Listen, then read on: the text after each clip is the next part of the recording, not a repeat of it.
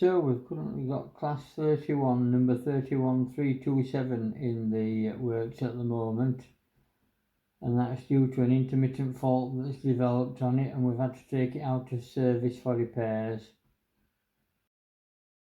This is the parkside equipment which I've removed out of the locomotive, and it does have an intermittent fault on it as I've stated, but if anybody can make use of any of this, just let me know in the comments below, and we'll try and get sorted out, and you're welcome to it free of charge.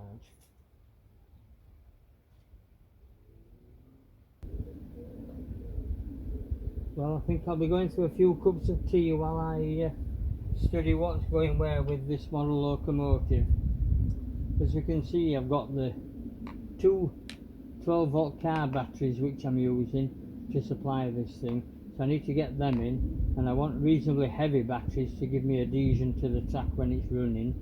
But maybe somebody knows of smaller batteries that would supply me with the voltage and the current which I'd require to run a locomotive of this size. Perhaps somebody knows of smaller batteries, but then again I would have to put some weight in the locomotive somewhere to compensate for the loss of weight of these. So if anybody knows of any smaller batteries than these that would do the job of running this engine, leave a note in the comments if you would below. Thank you very much. What I've got to currently I've got to get the two batteries inside and this speaker box that we were playing about within a previous installment, and this is currently sat over the top of the pin here. There's a pin coming up through the base of the locomotive, and that pin is sticking up like that, and it's the pin that's from the bogie below the box, below the base of the locomotive. So there's the bogie below with the pin coming up, and I think what I'll have to do, I'll have to drill a hole in the bottom of the base of the box such that the pin can stick through, and hopefully it won't interfere with the speaker that's going to be either inside or mounted on the outside of this box. And then that's got to go there, and then I'm hoping to mount this electronic control equipment to the side of this speaker box to save room again. Maybe it could go on the base like that, which would be good because the aluminium base would then act as a heat sink. And if I decided to put a plastic cab arrangement in there with a little man sat down with a desk etc. to control the locomotive, I might get away with disguising that somehow then, either on the base or on the side of there, blank it off somehow. But what I also hoped to do was to cut this top out here, replace it with a mesh, and underneath that mesh install one of those bright orange fan blade affairs. And I do have a little motor which I've purchased to actually make it run, so I'm hoping to make a fan rotating inside there. But again, I'm very limited on space etc. So if anybody knows of any smaller batteries, leave a comment in the comments below for us please. And if anybody knows where I could obtain one of these fans for a class 31, the orange bladed fan that spins round under there. And then another consideration I was working on was, I would like, these are the exhaust pipes for the diesel engine, and what I would like to do is have some exhaust emitting from them. So I was hoping to get a demister arrangement in this area of the locomotive somewhere, but it would need a reasonable sized pipe up to these outlets such that the steam didn't condense back in the pipes and run back down. I would hope that I can get some wispy type fumes coming out of there from one of those like chiller things.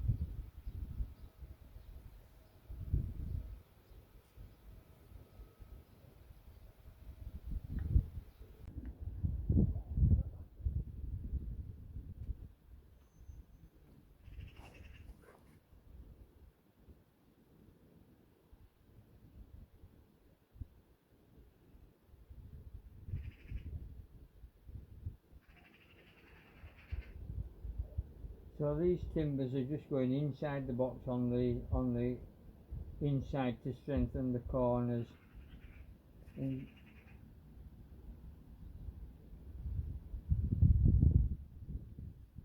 I'm just using this Gorilla Glue.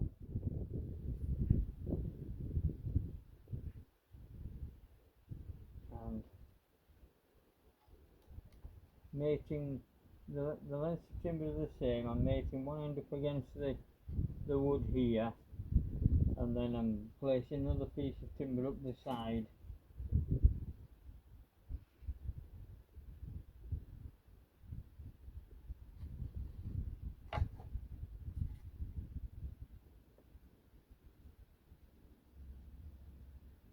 And that's just getting pushed up against it then.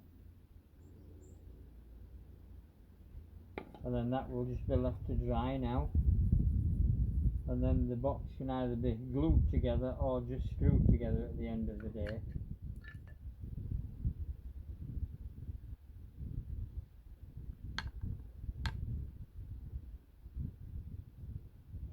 But I'm just gluing one side for now.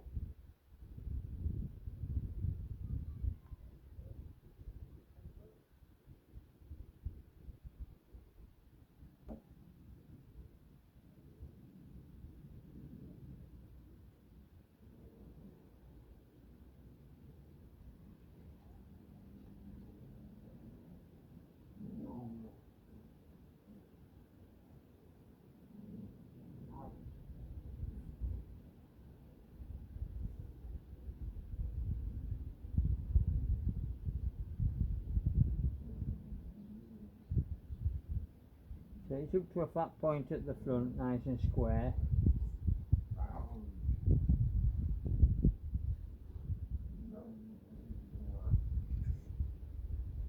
And then I'm just squaring the timber up against the side piece.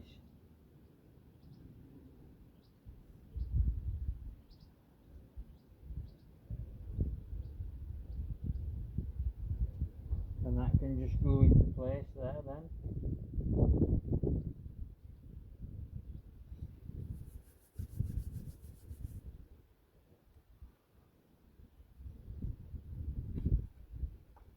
So there's 4 pieces of timber made now. 2 are one size and 2 are another size as per the box.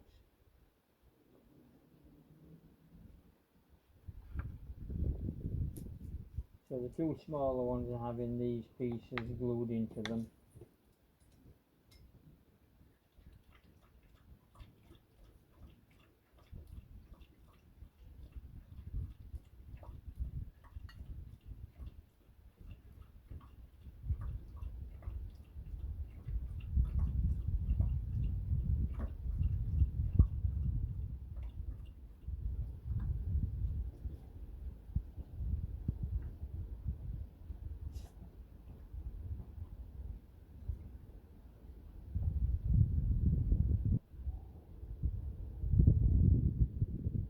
Making sure that squared, this is pushed up to the square end as it were, and then again down the side, squaring it up to the square edge.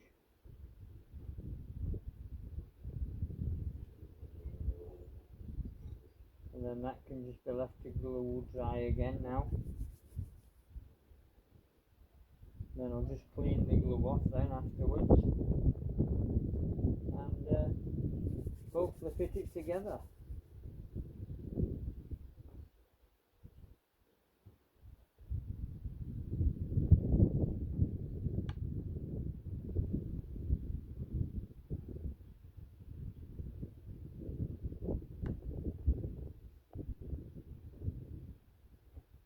Well, I've had an entertaining afternoon doing this box.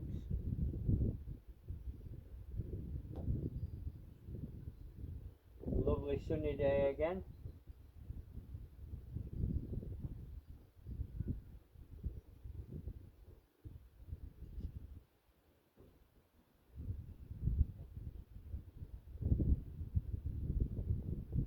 So again, just popping the timber up as a straight edge.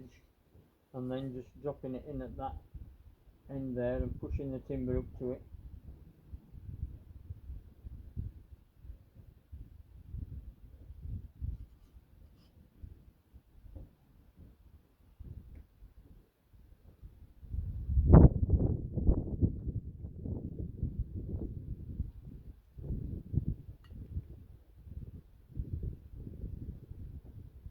And that should be good enough, hopefully. Only time will tell.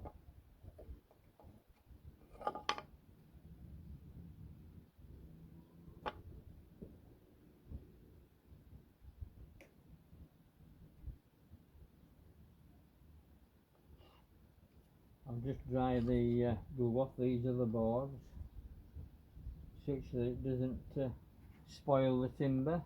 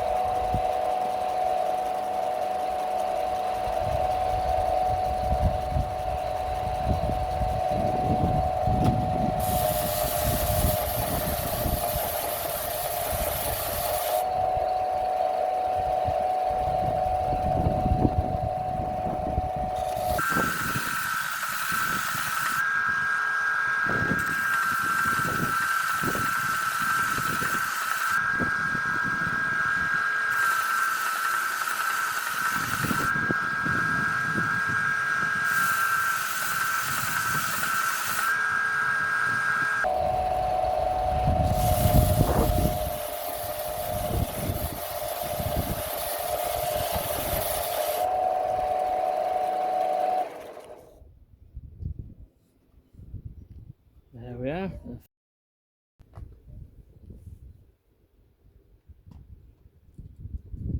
So I'm just trying to set these 4 screws the same distance in, just to make it look a little bit neater. It doesn't really matter,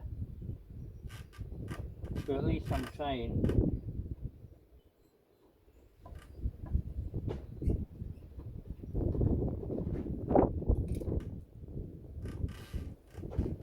Just scratched the mark and then I'm just penning it in there.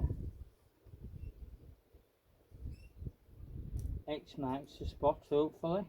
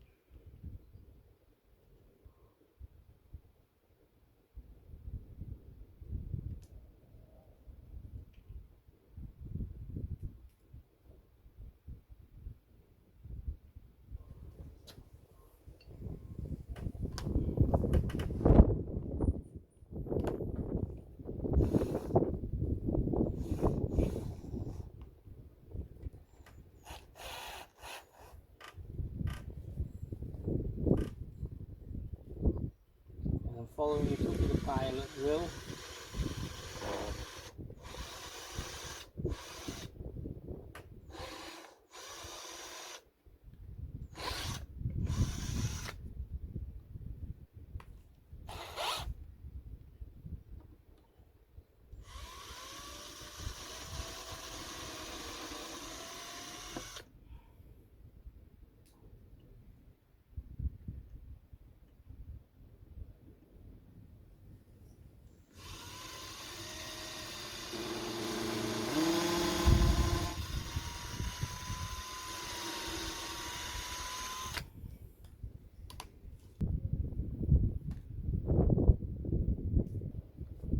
The pilot drill I'm using is just about the same core diameter as the main shank of the screw that it goes into, like that, so that there's thread showing either side, such that only the threads really are occupying space in the timber.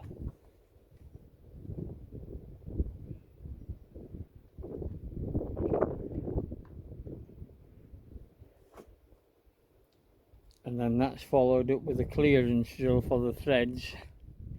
So that's now about as big as the threads, and that's just in the top piece of the timber, such that the screw threads are actually only biting into the lower timber, and this is clearance up here.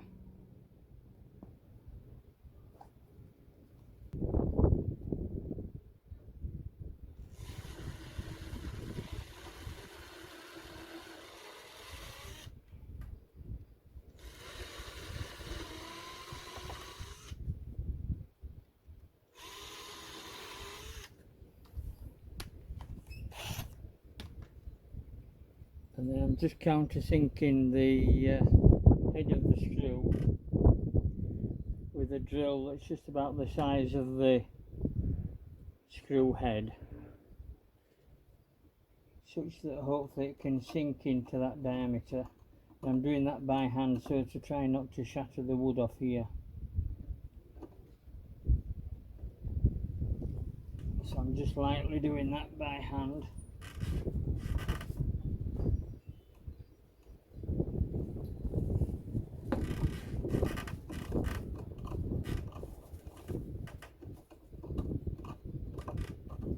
I should have a wood countersink really, but I haven't.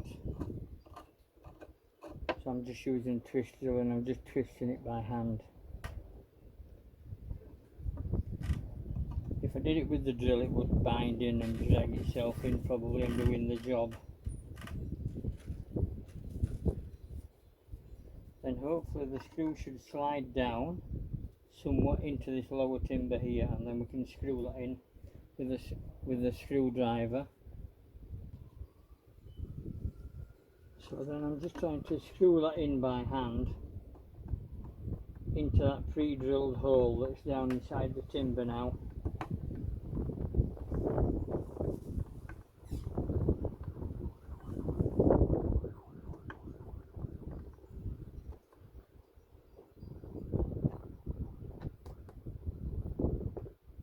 And again I sort of countersink this one with the correct side drill for the countersink side of the head.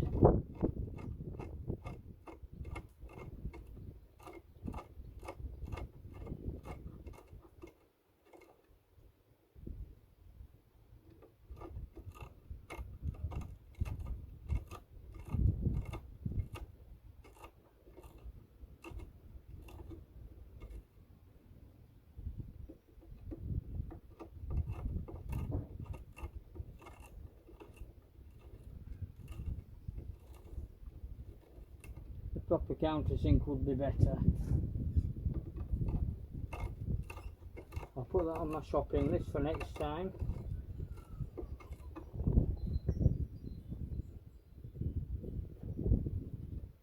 And then you just build up your toolkit as you go along, as you need things, buy the item.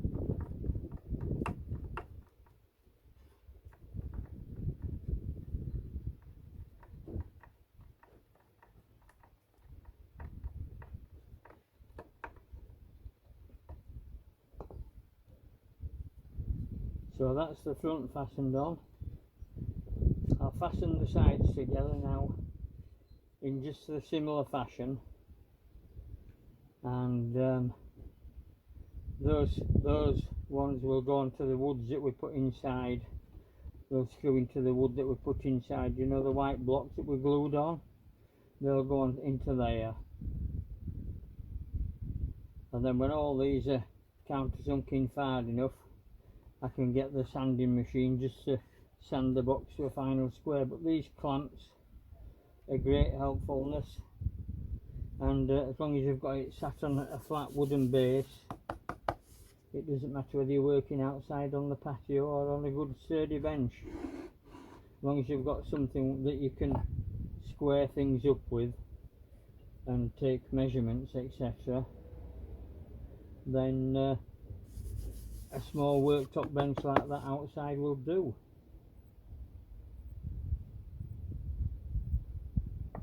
So I'll do a similar fashion here with these sides, and then we'll come back and have a look at the sanding process.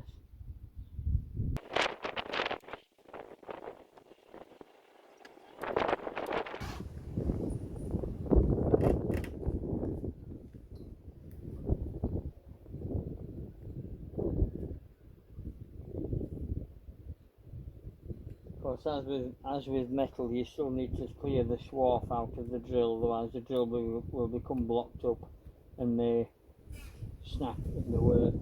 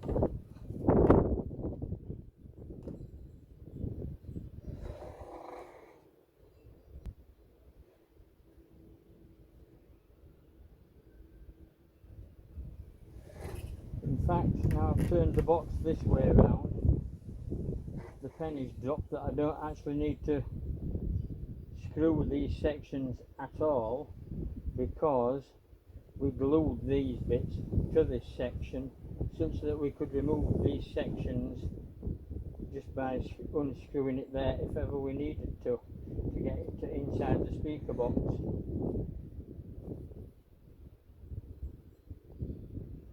So that's that done really. Now I can get on with the sanding of it. These clamps are very quick release. A little orange button, just click that and it releases the clamp. So you can either quick shift the clamp or you can creep up on your subject by using the ratchet there. It will slowly move these forward until it clamps quite solidly. So they're a great aid to getting things squared up and holding it while you're drilling it. And as I say, these came from Home Base in England, and cheap as chips, about £5 each. You don't have to spend a lot of money to get a reasonable tool.